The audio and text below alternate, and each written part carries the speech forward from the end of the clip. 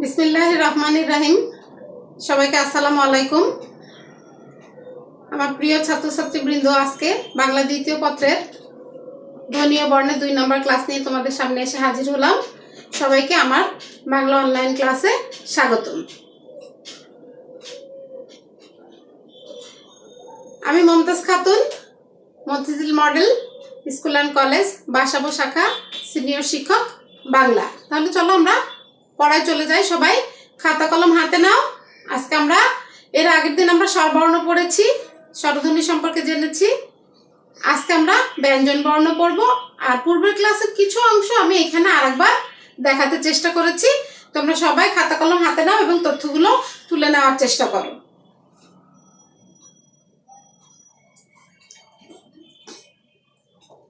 সবাই বোর্ডের দিকে খেয়াল করো, স্ক্রিনের দিকে খেয়াল করো সবাই। এর আগের ক্লাসে আমি এগুলো তোমাদের করিয়েছি। আজকে আবার আমি আরেকবার একটু আলোচনা করে দিচ্ছি, যেন তোমাদের পূর্বের পড়াটা আরেকবার একটু ঝালাই করা হয়। সেই জন্য উচ্চারণের কাল পরিমাণ অনুযায়ী স্বরধ্বনিকে 2 ভাগে ভাগ করা যায়। পড়িয়েছিলাম, মনে আছে নিশ্চয়, যে হ্রস্বস্বর দীর্ঘস্বর। হ্রস্বস্বর 4টি, দীর্ঘস্বর 7টি। এরপরে পড়িয়েছিলাম ওই ও। ওই আর ও হচ্ছে দ্বিস্বর বা যুগ্মস্বর। ওই হচ্ছে অযোগ রস্যই আর ও হচ্ছে অযোগ রস্যু ও। তাহলে উচ্চারণের কাল পরিমাণ অনুযায়ী স্বরধ্বনিকে 2 ভাগে ভাগ করা যায়, হ্রস্বস্বর দীর্ঘস্বর। এরপরে বলছে ওই ও হচ্ছে দ্বিস্বর বা যুগ্মস্বর।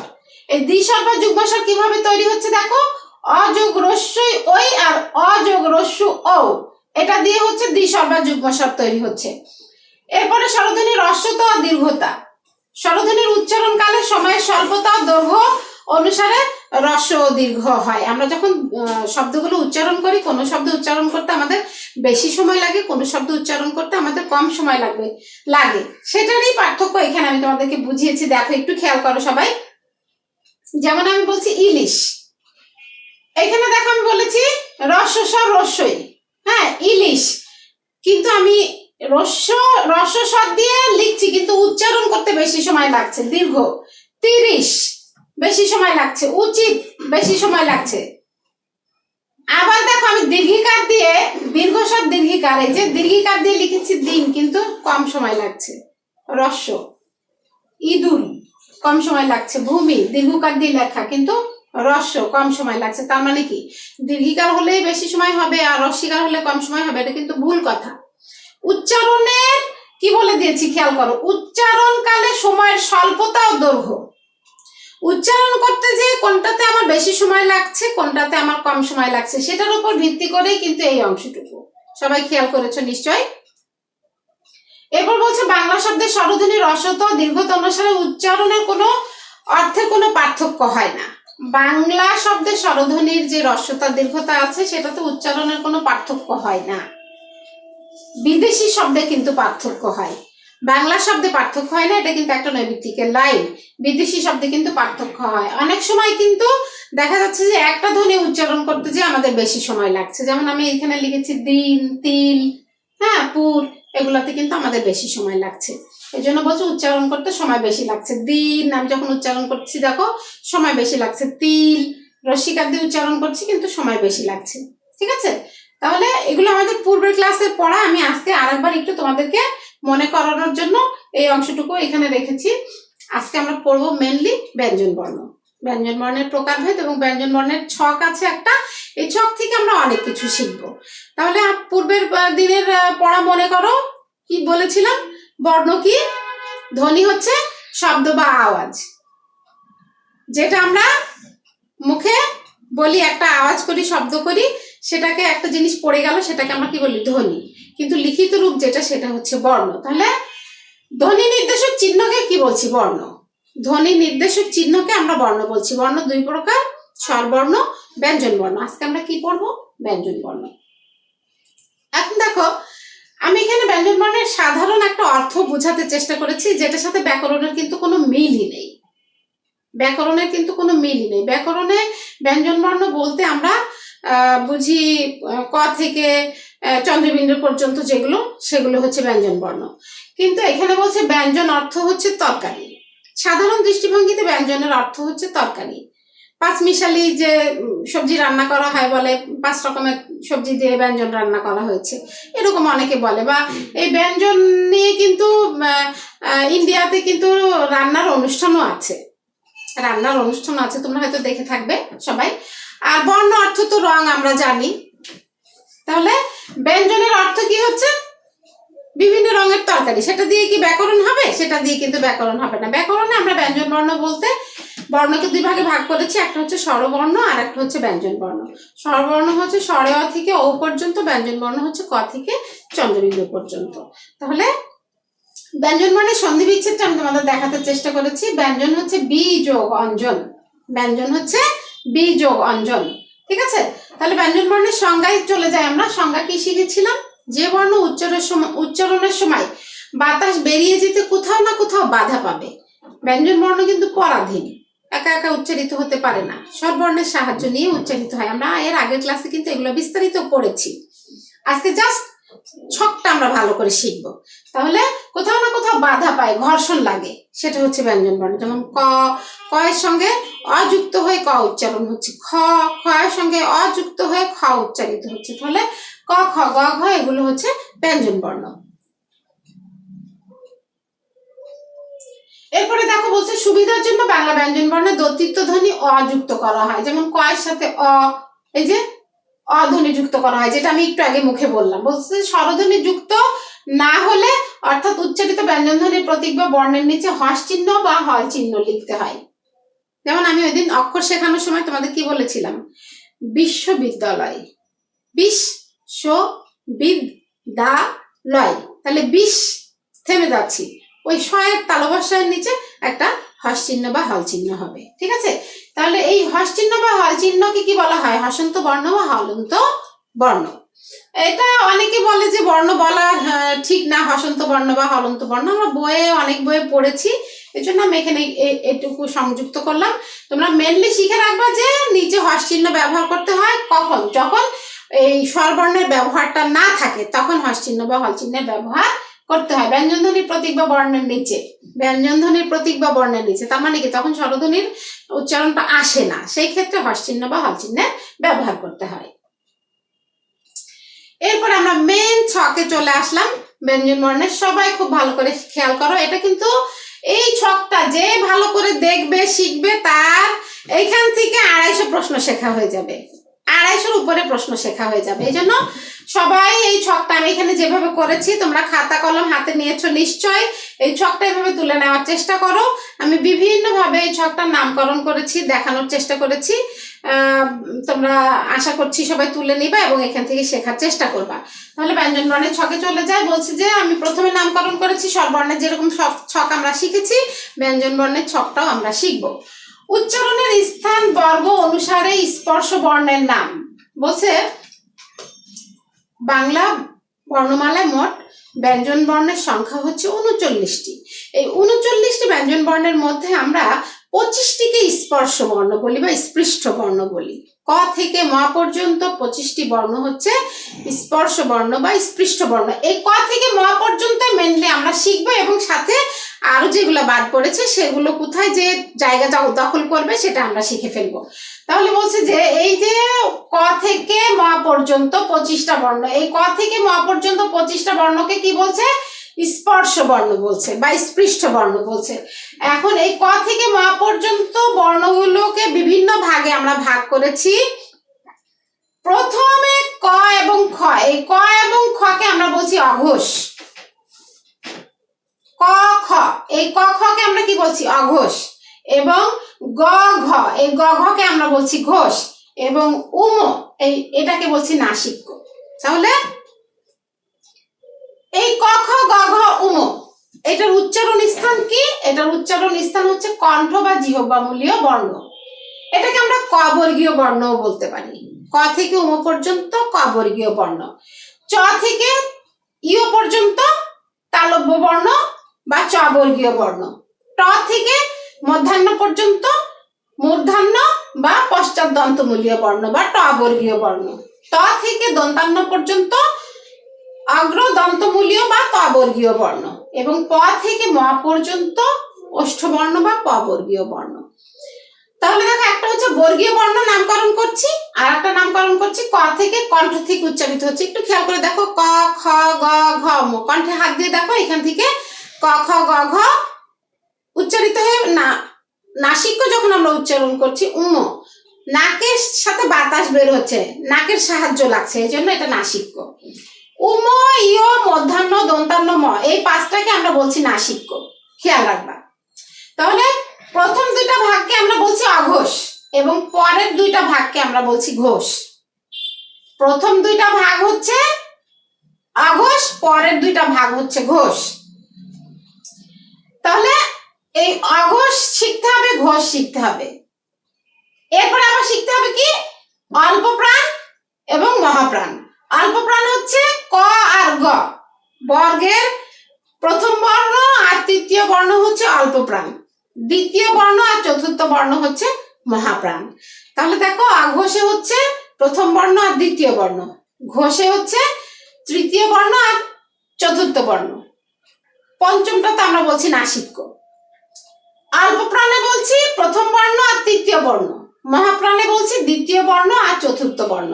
তোমরা যখন পরীক্ষায় কোশ্চেন আসবে তোমরা হাতটা ঠিক করে নিবা, ক খ গ ঘ উম, যখন অঘোষ ঘোষ দিয়ে প্রশ্ন আসবে তখন খেয়াল রাখবা অ আগে আছে থাকবে, তার মানে কি স্বরবর্ণের যে অঘোষ, যেমন এটা ক খ এটা হচ্ছে অঘোষ, গ ঘ ঘোষ, উম এটা হচ্ছে নাসিক্য। ভিতর থেকে হয়তো কোশ্চেন আসলো, তোমরা এই হাতেই সাজিয়ে নিয়ে ভিতর থেকে কোশ্চেন গুলো প্রশ্নের উত্তর দিতে চেষ্টা করবা। যেমন আমি ক বললে বুঝে ফেলবো অঘোষ, কিন্তু যখন প বলবে তখন কিন্তু আমার মনে থাকবে না, বা ভিতর থেকে ধ বলবে আমার মনে থাকবে না, সেটা অঘোষ না ঘোষ। এই জন্য তোমরা যদি হাতের আঙ্গুলে সাজিয়ে নাও প্রশ্নের উত্তর দিতে কিন্তু তোমাদের জন্য সুবিধা হবে। ঠিক আছে, হাতের আঙ্গুলে ঠিক করে নিবা, ক খ গ ঘ উম, চ ছ বর্গীয় জ ঝ ইয়, ট ঠ ড ঢ মধ্যাহ্ন, ত থ দ ধ দন্তান্ন, প ফ ব ভ ম। তাহলে কিন্তু তুমি বুঝে ফেলবা দুইটা অঘোষ, এই দুইটা ঘোষ, একটা নাসিক্য। 1 আর 3 অল্প প্রাণ, 2 আর 4 মহাপ্রাণ, আর 5 হচ্ছে নাসিক্য। আমরা হাতের আঙ্গুল দিয়ে মনে রাখবো, হাতের আঙ্গুল দিয়ে আমরা মনে রাখবো। এটা একটা দিক গেল, এটা শিখালাম। এখন দেখো বলছি যে বর্গের প্রথম বর্ণ আর তৃতীয় বর্ণ হচ্ছে অল্প প্রাণ। অল্প বাতাস দিয়ে যেটা উচ্চারণ করতে হবে, যখন তুমি ক গ উচ্চারণ করবা তখন কিন্তু বাতাস অল্প লাগবে, কিন্তু খ আর ঘ যখন উচ্চারণ করবা তখন কিন্তু বাতাসের আধিক্য বেশি থাকবে, খেয়াল রাখবা। মহাপ্রাণে হচ্ছে বাতাসের আধিক্য বেশি, আর অল্প প্রাণে হচ্ছে বাতাসের আধিক্য কম। আবার দেখো অঘোষে ক খ স্বরতন্ত্রী একটাতে অনুরণিত হবে, গ ঘ স্বরতন্ত্রী অনুরণিত হয়, আর একটা হচ্ছে স্বরতন্ত্রী অনুরণিত হয় না। তাহলে সংজ্ঞা দিয়ে মনে রাখবা অঘোষ ঘোষে স্বরতন্ত্রী অনুরণিত হয় হয় না। আর বাতাসের চাপের আধিক্য কম হচ্ছে অল্প প্রাণ, বাতাসের চাপের আধিক্য বেশি হচ্ছে মহাপ্রাণ। তাহলে মোটামুটি ক থেকে ম পর্যন্ত বর্গীয় বর্ণ মোট 25টি। এই 25টি বর্গীয় বর্ণের নামকরণ ক বর্গ, চ বর্গ, ট বর্গ, ত বর্গ, প বর্গ, এটা একটা নামকরণ। আর একটা হচ্ছে কণ্ঠ বা জিহ্বামূলীয় বর্ণ, তালব্য বা অগ্রতালুজাত বর্ণ, মূর্ধন্য বা পশ্চাৎ দন্তমূলীয় বর্ণ, দন্ত অগ্রদন্তমূলীয় বর্ণ, ওষ্ঠবর্ণ। এখন তোমরা হয়তো কোশ্চেন করতে পারো যে ম্যাডাম এটা দন্ত বা অগ্রদন্তমূলীয় বর্ণ কেন হলো? তুমি দেখো ত থ দ ধ দন্তান্ন, জিহ্বার আগা তোমার দাঁতের সাথে এসে লাগছে, পুরো দাঁতের সাহায্য নিয়ে এটা উচ্চারিত হচ্ছে, ত থ দ ধ দন্তান্ন, দাঁতের আগায় এসে লাগছে, এই জন্য দন্ত অগ্রদন্তমূলীয়। এরপরে দেখো ওষ্ঠ বলছে আমি সব দুই ঠোঁটের সাহায্যে উচ্চারিত করছি, প ফ ব ভ ম, দুই ঠোঁটের সাহায্যে এটা উচ্চারিত করছি, এই জন্য এটা ওষ্ঠ। দেখো ট ঠ ড ঢ মধ্যাহ্ন, জিহ্বার আগা দাঁতের মাড়ি শেষ অংশের সাথে যে লাগছে, ট ঠ ড ঢ মধ্যাহ্ন, এই জন্য এটা হচ্ছে পশ্চাৎ দন্তমূলীয়, মানে দাঁতের শেষ অংশ বলে পশ্চাৎ দন্তমূলীয়, মূর্ধন্য বা পশ্চাৎ দন্তমূলীয় বর্ণ। আর চ ছ বর্গীয় জ ঝ ইয়, জিহ্বার মাঝখানটা আমাদের উপরে যে তালু আছে তালুর সাথে যে লাগছে, এই জন্য তালব্য বা অগ্রতালুজাত বর্ণ। তাহলে আমরা উচ্চারণ স্থান অনুযায়ী নামকরণ শিখলাম, বর্গ অনুযায়ী নামকরণ শিখলাম আমরা। এখন আমাদের এই 25টা বর্ণ নিয়ে আমরা এতক্ষণ পড়লাম, কিন্তু আরো তো বর্ণ আছে, সেগুলো কোথায় যে স্থান দখল করবে, সেগুলো কোথায় যাবে, সেগুলো আমরা কোথায় পাবো? দেখো আমি এখানে তোমাদের একটু দেখানোর চেষ্টা করেছি। অন্তর্জ অন্তস্থ, অন্তর্জ অন্তস্থ যখন আমরা উচ্চারণ করি তখন কিন্তু এই তালুর সাহায্য লাগে। অন্তর্জ জিহ্বা তালুর সাথে যে লাগতেছে অন্তস্থ, তাহলে এটা কি তালব্য বা অগ্র তালুজাত। বয়বিন্দু র, ডয়বিন্দু র, ঢয়বিন্দু র, যখন আমরা এটা উচ্চারণ করছি জিহ্বার আগে কিন্তু ওই মূর্ধন্য বা পশ্চাৎদন্তমূলীয় অংশের সাথে যে লাগছে, এই জন্য এটার উচ্চারণ স্থান হচ্ছে বয়বিন্দু র, ডয়বিন্দু র, ঢয়বিন্দু র হচ্ছে পশ্চাৎদন্তমূলীয়র মধ্যে যাবে। এরপরে দেখো ল যখন আমরা উচ্চারণ করছি জিহ্বার আগে দাঁতের সাথে এসে লাগছে ল, তাহলে এটা কি হচ্ছে অগ্র দন্তমূলীয়। এই গেল অন্তর্জ অন্তস্থ বয়বিন্দু র, ডয়বিন্দু র, ঢয়বিন্দু র, ল, এই একটা অংশ। এরপরে দেখো এখানে দেখিয়েছি তালবস্য, মূর্ধন্যস্য, দন্তস্য। তালবস্য উচ্চারণ করো, তালুর সাহায্য লাগবে। মূর্ধন্যস্য উচ্চারণ করো, মূর্ধন্যস্য তোমার দাঁতের শেষ অংশের সাথে যে লাগবে। দন্তস্য উচ্চারণ করো, দাঁতের সাথে যে লাগবে। এই অংশে জায়গা হয় না বিধায় আমি এই অংশটা দেখানোর চেষ্টা করেছি, আর এটা একটু আলাদা দেখিয়েছি, তার কারণ আছে। কারণ তালবস্য, মূর্ধন্যস্য, দন্তস্য এই তিনটা ধ্বনি বর্ণ যখন আমরা উচ্চারণ করি তখন যতক্ষণ খুশি আমরা শ্বাস নিতে পারি। এই তিনটার নাম হচ্ছে শীষ ধ্বনি। র যখন আমরা উচ্চারণ করি দেখো জিহ্বা আমাদের কম্পন হয়, কাঁপতে থাকে, এই জন্য কম্পন জাত। ডয়বিন্দু র, ঢয়বিন্দু র যখন আমরা উচ্চারণ করি জিহ্বার মধ্যে একটা কেমন যেন দেখো তাড়নার সৃষ্টি হয়, একটা ভারী হয়ে আসে, এই জন্য ডয়বিন্দু র, ঢয়বিন্দু র হচ্ছে তাড়ন জাত। ল যখন উচ্চারণ করি জিহ্বার দুই পাশ দিয়ে উচ্চারিত হয়, এই জন্য এটা পার্শ্বিক, এটা হচ্ছে পার্শ্বিক। তাহলে দেখো আমরা এই একটা ছকের মধ্যে কত কিছু পড়ে ফেললাম, একটা ছকের মধ্যে আমরা কত কিছু পড়ে ফেললাম দেখো। তাহলে আমরা এই ছকটা থেকে কিছু প্রশ্ন আমি তোমাদের তৈরি করে শিখিয়েছি, তোমরা এই ছক থেকে অনেকগুলো প্রশ্ন তৈরি করবা। তাহলে তুমি নিজে নিজে এই ছকটা তৈরি করে লেখার পরে এই ছক থেকে কখনো ট বর্ণ দিয়ে, কখনো ঢ বর্ণ দিয়ে, কখনো দ বর্ণ দিয়ে, কখনো ভ বর্ণ দিয়ে, কখনো ফ বর্ণ দিয়ে তুমি প্রশ্নগুলো তৈরি করবে। আমি চ বর্ণ দিয়ে তোমাদের প্রশ্ন তৈরি করে দেখিয়েছি, সবাই প্রশ্নগুলো লিখে নাও। তুমি প্রশ্নগুলো লিখে নিলেই তারপরে তুমি ওটা তৈরি করতে পারবা।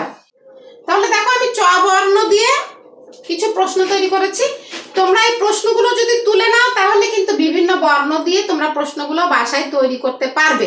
যদি না তুলে নাও তাহলে কিন্তু তৈরি করতে পারবে না, কারণ একই জিনিস দিয়ে বিভিন্ন ধরনের প্রশ্ন হয়েছে। দেখো বলছে যে চ বর্ণকে দিয়ে আমি প্রশ্ন তৈরি করেছি, চ বর্ণকে আমরা প্রথমে ব্যঞ্জন বর্ণ বলতে পারি, এরপরে বলছে চ বর্ণকে আমরা তালব্য বর্ণ বলতে পারি, এরপরে বলছে চ বর্ণকে আমরা অগ্র তালু বর্ণ বলতে পারি, অগ্র তালুজাত চ। হ্যাঁ, এরপরে বলছে চ বর্ণকে চ বর্গীয় বর্ণ বলতে পারি, এরপরে বলছে চ বর্ণকে আমরা অঘোষ বর্ণ বলতে পারি, অঘোষ বর্ণ বলতে পারি, ঠিক আছে। এরপরে বলছে দেখো চ বর্ণকে আমরা অল্প প্রাণ বর্ণ বলতে পারি, চ বর্ণকে আমরা অঘোষ অল্প প্রাণ বর্ণ বলতে পারি, এরপরে বলছে চ বর্ণকে আমরা অল্প প্রাণ তালব্য বর্ণ বলতে পারি, এরপরে বলছে চ বর্ণকে আমরা অঘোষ অল্প প্রাণ অগ্র তালুজাত বর্ণ বলতে পারি, এরপরে বলছে চ বর্ণকে আমরা অঘোষ অল্প প্রাণ চ বর্গীয় বর্ণ বলতে পারি, এরপরে বলছে চ বর্ণকে আমরা তালব্য স্পর্শ ধ্বনি বলতে পারি, তালব্য স্পর্শ ধ্বনি বলতে পারি। আমি এখানে 11টা প্রশ্ন তৈরি করেছি। এখন একটা চ দিয়ে যদি 11টা প্রশ্ন হয় তাহলে আমাদের বর্ণ কতগুলো? 25টা, বর্গীয় বর্ণ 25টা। তাহলে এই বর্গীয় বর্ণ দিয়েই তো প্রায় 200-250 প্রশ্ন হবে। তোমরা বাসায় চেষ্টা করবা, নিজেরা যখন প্রশ্ন তৈরি করা শিখবা তখনই কিন্তু তুমি প্রশ্ন ধরতে পারবা, তোমার প্রশ্ন ধরতে সহজ হবে, এই জন্য তোমরা বাসায় এই কাজটা করবা। এরপরে বলছে দেখো তাহলে এখন আমরা বলতে পারি ক থেকে ম পর্যন্ত 25টি ধ্বনি বা বর্ণকে আমরা স্পর্শ ধ্বনি বা বর্ণ বলতে পারি, এবং এই উচ্চারণ রীতি অনুসারে, উচ্চারণ স্থান অনুসারে এই ব্যঞ্জন বর্ণকে আমরা কি করেছি? 5 ভাগে ভাগ করেছি, 5 ভাগে ভাগ করেছি। ক বর্গ, চ বর্গ, ট বর্গ, ত বর্গ, প বর্গ আমরা নামকরণ করেছি। এরপরে বলছে যে স্পর্শ বর্ণ ও শূন্য বর্ণের মাঝে যে বর্ণ থাকে, স্পর্শ বর্ণ আর উষ্ণ বর্ণের মাঝে যে বর্ণ থাকে সেই বর্ণকে কি বলা হয়? অন্তঃস্থ বর্ণ বলা হয়। ওই যে অন্তর্জ, র, ল, ব, অন্তঃস্থ বর্ণ হচ্ছে 4টি, অন্তর্জ, র, ল, ব। আর শীষ ধ্বনি হচ্ছে 3টি, তালব্য, মূর্ধন্য, দন্তস্ব। এই শীষ ধ্বনির সাথে হ উষ্ণ ধ্বনি আমরা বলে থাকি, কারণ হ দেখো সরাসরি পেট থেকে উচ্চারিত হয়। তালব্য, মূর্ধন্য, দন্তস্ব, যতক্ষণ খুশি শ্বাস নিতে পারছি, হ যতক্ষণ খুশি শ্বাস নিতে পারছি, তাহলে তালব্য, মূর্ধন্য, দন্তস্ব হয়। এই 4টাকে আমরা কি বলতে পারি? উষ্ণধ্বনি বা শীষ ধ্বনি, এই 4টা। ঠিক আছে। ঢয়বিন্দু র, ঢয়বিন্দু র হচ্ছে তাড়নজাত ধ্বনি। তাড়নজাত ধ্বনি কয়টি? 2টি। আমি যেগুলো ছকে আলোচনা করেছি সেইগুলো এখানে তোমাদের লিখে দিয়ে বোঝানোর চেষ্টা করেছি। এরপরে বলছে যে স্পর্শ বর্ণ আর উষ্ণ বর্ণের মাঝখানে কি থাকে? অন্তঃস্থ বর্ণ থাকে, যেটা আমি এর আগে বললাম। তাহলে তালব্য, মূর্ধন্য, দন্তস্ব কি হলো? শীষ ধ্বনি বা উষ্ণ ধ্বনি। র হচ্ছে কম্পনজাত ধ্বনি। রকে আমরা কি বলছি? র হচ্ছে কম্পনজাত ধ্বনি। আর ঢয়বিন্দু র, ঢয়বিন্দু র হচ্ছে তাড়নজাত ধ্বনি, 2টা। এরপরে বলছে পরাশ্রয়ী বর্ণ, অনুস্বার, বিসর্গ, চন্দ্রবিন্দু। এই 3টা হচ্ছে পরাশ্রয়ী বর্ণ। এরা একা একা উচ্চারিত হতে পারে না, অন্য বর্ণের সাথে বসে উচ্চারিত হয়। পার্শ্বিক বর্ণ হচ্ছে ল, 2 পাশে জিহ্বার 2 পাশ দিয়ে উচ্চারিত হয়। কম্পনজাত হচ্ছে র। এরপরে দেখো কার হচ্ছে আমাদের মোট 10টি। আমি এর আগের দিন করিয়েছি, বলেছি মুখে। আকার, রস্যিকার, দীর্ঘিকার, রস্যকার, দীর্ঘকার, ইকার, একার, ঐকার, ওকার, ঔকার। আমাদের ফলা হচ্ছে ব্যঞ্জন বর্ণের 6টি। ম, দন্তান্ন, র, ব, বর্গীয় ল। যদি না মনে থাকে তাহলে এই শব্দটা মনে রাখবা, বাক্যটা মনে রাখবা। মনে রবে জল, ম, দন্তান্ন, র, ব, বর্গীয় ল। মনে রবে জল মনে রাখলে পারেই ফলা 6টি মনে থাকবে। মনে রবে জল। এরপরে বলছে দেখো অর্ধস্বর হচ্ছে 2টি, একটা হচ্ছে অন্তঃস্থ আর একটা হচ্ছে ব। অন্তঃস্থকে ইংরেজিতে বলে ওয়াই আর বকে ইংরেজিতে বলে ডাব্লু। হ্যাঁ, সেমি ভাওয়েল যেটাকে আমরা বলি ইংরেজিতে। অন্তঃস্থ ওয়াই এর উচ্চারণ হচ্ছে ওয়াই বা ইও হবে, আর ব বা ডাব্লু এর উচ্চারণ হচ্ছে অ বা অ হবে। যেমন এখানে নেওয়া হওয়া, এই নেওয়া হওয়া কিন্তু বশ্রুতি। একটা হচ্ছে অন্তঃস্থ শ্রুতি আর একটা হচ্ছে বশ্রুতি। মায়ামার, যেটা 2টা ধ্বনি পাশাপাশি বসে দ্রুত উচ্চারিত হবে, তাড়াতাড়ি উচ্চারিত হবে, সেটা বশ্রুতি। আর যেটা ও এর মতো উচ্চারিত হবে, স্বরবর্ণের যে ওকার আছে ও এর মতো উচ্চারিত হবে, যেমন নেওয়া, হ্যাঁ, এই যে হওয়া, এগুলো যখন উচ্চারিত হবে তখন এটা বশ্রুতি। আর তাড়াতাড়ি মায়ামার তাড়াতাড়ি যখন উচ্চারিত হবে, দ্রুত যখন উচ্চারিত হবে, তখন এটা হচ্ছে অন্তঃস্থ শ্রুতি। অন্তঃস্থ শ্রুতি হচ্ছে দ্রুত উচ্চারণ, পাশাপাশি 2টি বর্ণের দ্রুত উচ্চারণ। আর বশ্রুতি হচ্ছে ওকারের মতো উচ্চারণ, ও, নেওয়া, হওয়া, খাওয়া, যাওয়া, এগুলো। ঠিক আছে। এরপরে দেখো আমি আর একটা তোমাদের ইম্পর্টেন্ট কথা এখানে লিখে দিয়েছি, সেটা হচ্ছে ক, খ, গ, ঘ, কণ্ঠমূলীয় বর্গ, তাই তো? এই ক, খ, গ, ঘ আগে যদি অনুনাসিক ধ্বনি থাকে উমো, ক, খ, গ, ঘ এর আগে অনুনাসিক ধ্বনি থাকলে উমো দিয়ে লিখতে হবে, তখন কিন্তু অনুস্বর লেখা যাবে না, উমো লিখতে হবে। ঠিক আছে। অনুনাসিক বর্ণ আমি বলেছি অনুস্বর একটি, অনুনাসিক। খণ্ডত্ব, ত বর্ণ যে আমরা পড়েছি, ত বর্ণের সংক্ষিপ্ত রূপ হচ্ছে খণ্ডত্ব। খণ্ডত্বকে কিন্তু আমরা স্বতন্ত্র বর্ণ বলতে পারবো না, ত বর্ণের সংক্ষিপ্ত রূপ। বাংলা ব্যঞ্জন বর্ণ মোট 39টি, 36টি হচ্ছে স্বাধীন, 3টি হচ্ছে পরাশ্রয়ী। খণ্ডত্ব, অনুস্বর, না সরি, খণ্ডত্ব তো ত এর সংক্ষিপ্ত রূপ, অনুস্বর, বিসর্গ, চন্দ্রবিন্দু, এই 3টা হচ্ছে পরাশ্রয়ী। ঠিক আছে, যেখানে লিখেছি পরাশ্রয়ী হচ্ছে 3টা, ও এর আগের পৃষ্ঠায় লিখেছি। আচ্ছা, যাই হোক, তাহলে মোটামুটি আমি আরেকবার তোমাদেরকে ক্লাসটা দেখিয়ে দিই, একটু খেয়াল করো। শুরু করেছি স্বরবর্ণের কিছু, স্বরধ্বনির কিছু অংশ দিয়ে। এই হ্রস্ব দীর্ঘস্বরটা ভুল করো, এই জন্য এটা আমি আবার আরেকবার দেখিয়েছি এখানে। এরপরে আমরা হ্রস্ব চিহ্ন বা হল চিহ্ন কোথায় ব্যবহার করি সেটা নিয়ে আলোচনা করেছি। এরপর বর্ণ কাকে বলে, ব্যঞ্জন বর্ণ নিয়ে যেহেতু আলোচনা করব, আজকে ব্যঞ্জন বর্ণের সংজ্ঞাটাই দেখিয়েছি। এরপরে আমরা হসন্ত বা হলন্ত বর্ণ বা হ্রস্ব চিহ্ন বা হল চিহ্ন কোথায় ব্যবহার করি সেটা নিয়ে আলোচনা করেছি। এরপর ব্যঞ্জন বর্ণের ছকটা দেখিয়েছি, বিভিন্ন ভাবে আমি বোঝানোর চেষ্টা করেছি ছকটা, তোমরা বুঝতে পেরেছো নিশ্চয়। এরপরে প্রশ্ন করা শিখিয়েছি, কিভাবে ছক থেকে আমরা প্রশ্ন করব। এরপরে আমরা আরো যে বর্ণগুলো নিয়ে ছকে আলোচনা করা হয়নি, সেই বর্ণগুলো কোথায় কি নামকরণ কিভাবে আসলো সেগুলো নিয়ে আমরা আলোচনা করেছি। ঠিক আছে, সেগুলো নিয়ে আমরা আলোচনা করেছি। এরপরে অর্ধস্বর দুইটি, ওয়াই আর ডাব্লু। ওয়াই হচ্ছে অন্তস্থ আর ডাব্লু হচ্ছে ব, একটা হচ্ছে অন্তস্থ শ্রুতি আর একটা হচ্ছে ব শ্রুতি। এরপরে বলছে যে ক খ গ ঘ এর পরে যদি অনুনাসিক বর্ণ আসে উম দিয়ে লিখতে হবে, অনুস্বর দিয়ে লেখা যাবে না। তাহলে মোটামুটি আজকে এখানে ব্যঞ্জন বর্ণের ক্লাসটা শেষ করলাম। পরবর্তীতে আবারও বাংলা দ্বিতীয় পত্রের ক্লাস নিয়ে তোমাদের সামনে এসে হাজির হব। সবাই ভালো থেকো, সুস্থ থেকো। আল্লাহ হাফেজ, আসসালামু আলাইকুম।